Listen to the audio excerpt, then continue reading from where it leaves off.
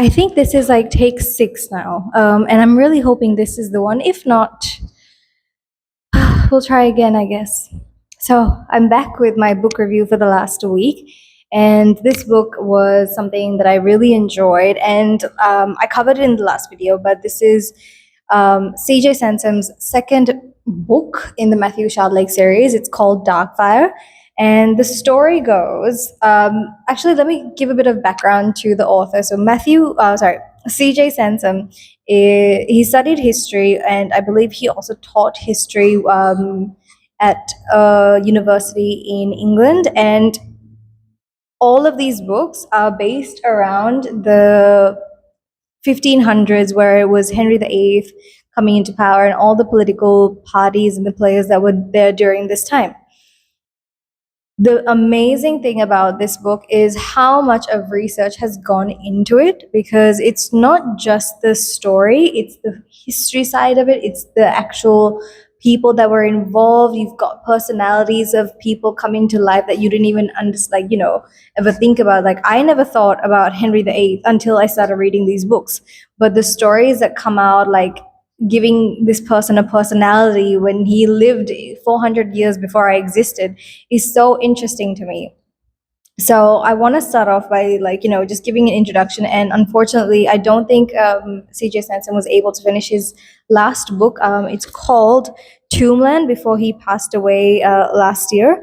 And hopefully, I hope to God it does get finished, because the series is stunning. So let me get straight into the story. It starts off with Matthew Shardlake, the main character. He is, as I said, he's a hunchback, but he is now kind of he was doing his own thing, practicing law and stuff, until he got called into a case by someone that knew him, and he got called into the case, and he was like, you know what, let me try to help. The thing is, during that time, they didn't have empathy for women. Not that there's much empathy going on these days, but even so, even less so back in 1500s. So what happened was, this girl who was accused of murder was standing to go into trial, and Matthew was called to represent this girl. And luckily enough, she was supposed to go to something called the press. And before she could go to the press, Matthew was saved and got him 12 days. And the reason he got those 12 days was because one of his previous associates, his name is Thomas Cromwell, and he's one of the big players, who's the right-hand man, or was the right-hand man of Henry VIII during that time. And he had sent this guy called John Barrack to come and assist with another case that's going on, and that is where the whole story kind of ties in together. That's where the name of the book, Darkfire, comes in. So now these two are researching not only the case of Darkfire, they're also researching the Wentworth case, which is where they're trying to save the girl. And throughout this book, there's a lot of back and forth between the characters, because they're so different, right? Matthew lives in his own head. He's got a lot of insecurities, and he's got a lot of pride. But then you get John, Barrack, who's very he's very carefree. He's very out there. He has very little tact when he's in the presence of other people, and you notice that. But I think they balance each other out. So the book really, really pulled through with that duo, and I really enjoyed their banter, and their chemistry pretty much as a team, because Matthew had the brains, but Barrack had the brawn. But sometimes you could see both of them substituting for each other, and it was really good to read through it. So the story pretty much of Darkfire has a lot of mystery around it, mystery surrounding the Wentworth case, of how this girl actually got there, the family that she was involved with, the kind of things that they had to do to find evidence in this case, which was going down to a creepy well where they found bodies of mutilated dogs and cats, and there was a dead child, and a lot of things going on there. But obviously the story is always interesting. There's no story okay, I'll come back to that in a bit, but it's interesting. And then you get the history of Darkfire. So it's funny to me when you're reading it, because obviously I'm reading it in the modern 21st century, like some of these things that they're talking about, it seems so like silly to me because it's such an everyday thing for us. But what they call dark fire back then is pretty much petroleum. It's crude oil. They have found crude oil and they don't know how to come up with it because they're digging through their brains. They're going through books, textbooks, all this kind of stuff. They're going from an apothecary to an alchemist. They're trying to figure out how do they make dark fire. All the while, all they need to do is dig the ground a little deeper, and they might find dark fire or petroleum. And it's so interesting because they talk about how it's so deadly, how it catches fire so quickly and the destruction that it entails. But then you sit here in the 21st century and you're looking at the nuclear bombs and the atomic bomb that was dropped in Nagasaki and Hiroshima, and you think about the wars going on all over this world, and you're like, petroleum, we use that to run cars now. Like, magic to those people back then is literally everyday life for us, and it's so weird. I get this is a story, but it really encompasses you in the book.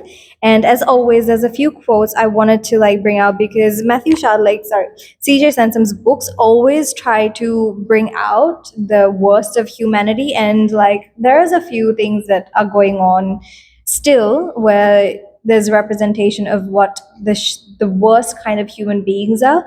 And you saw that in the two cases of people, in the Wentworth case of the person that was actually guilty in the thing, but also in the Darkfire case, because there were so many murders and mysteries surrounding it. So many people were tortured, and so many people had to grieve until they came at the final answer for this mystery. But CJ Sansom always brings a certain amount of darkness into the lives of the reader, because when you read these people, you see them not as characters, but you see them in the human form. You see them as the people they represent, and you see their insecurities, you see their vanity, their pride, you see their loss, their grief. And he does it so well, because sometimes you just read some of these paragraphs and I'm sitting there and I'm thinking, wow, people are not great.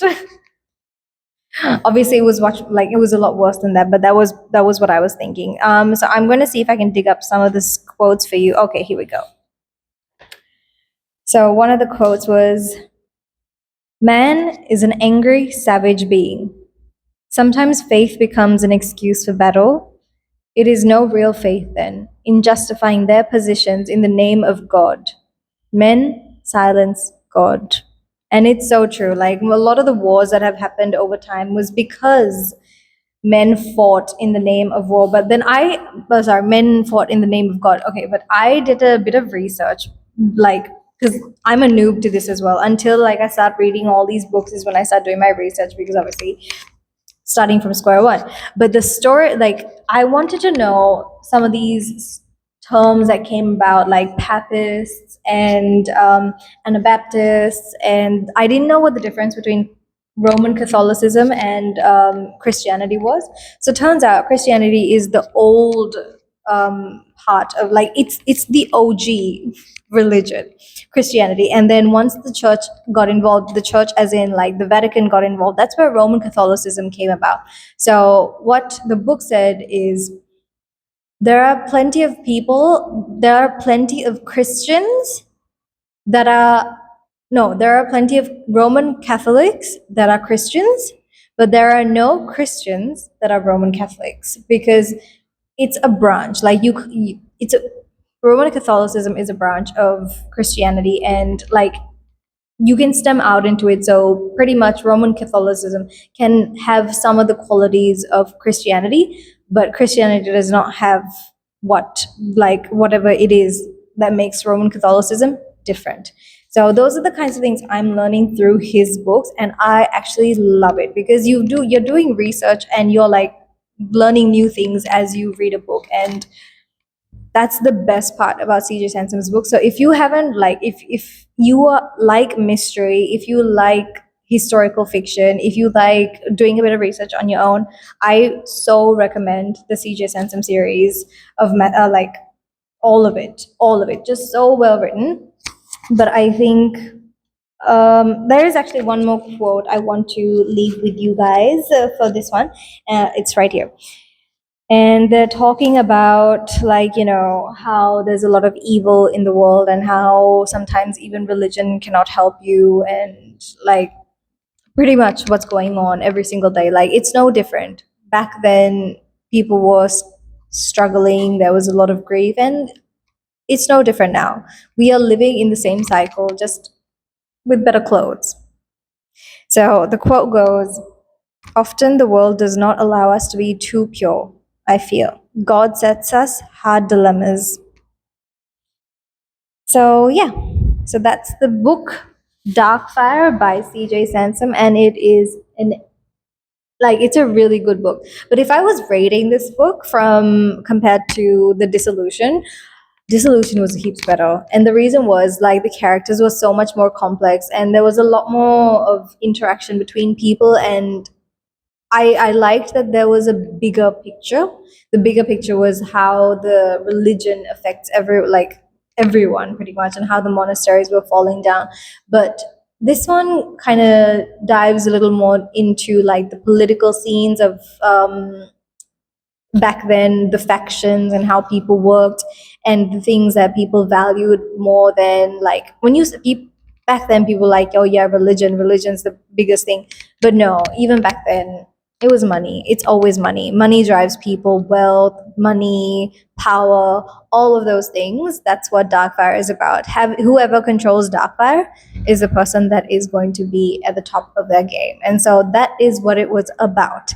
And again, I recommend it because the characters, top tier, really top tier. So I'm actually just going to end this video here because the review for Darkfire actually went a little longer than I anticipated, and I do have my book haul as well, so I'm going to split it into 2 videos.